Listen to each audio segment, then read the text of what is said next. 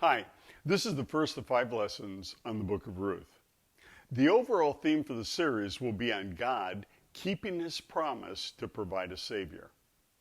In all of the chaos that is the book of Judges and 1 Samuel, unseen, there were people who still hoped in the promise.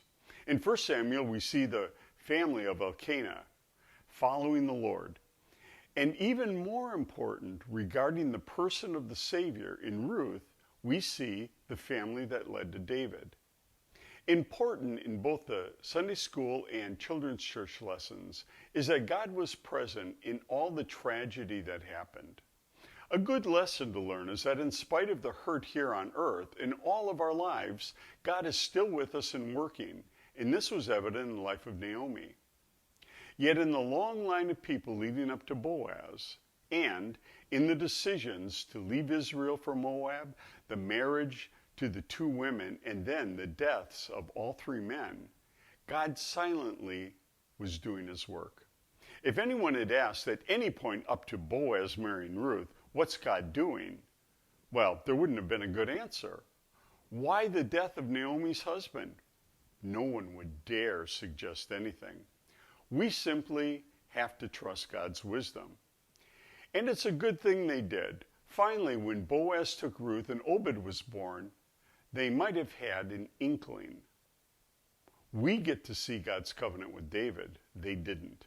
We could go back and just say, look, up ahead, just trust the Lord now. But they wouldn't have had a clue. In the Sunday school lesson, we will review the women the Lord used to bring the promise forward.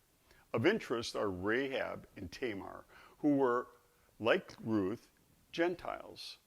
The stories of Tamar and Rahab are real moral messes, but we can say, particularly with Rahab, that she believed that what God said he would do would be done.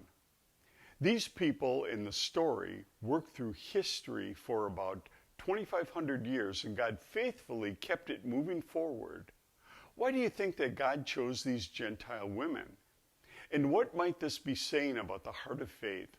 What might it be saying about the future work of the Messiah? In children's church, you have the story of Ruth's choice.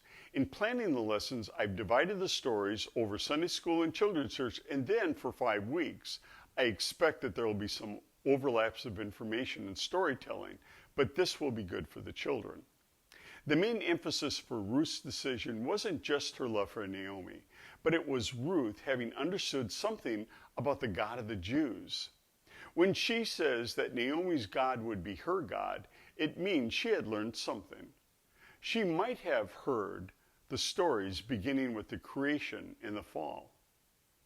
The end of Ruth 1:16, when she says, "Your people shall be my people, and your God shall be my God," would be a good memory verse for the little ones.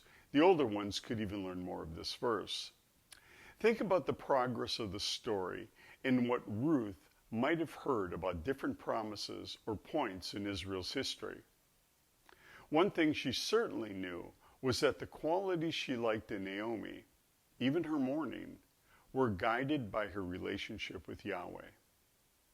So we not only can trust in the Lord, but we can know him and be changed by him. He does stuff, and he's very personal with us. Thank you for teaching this story. Maranatha.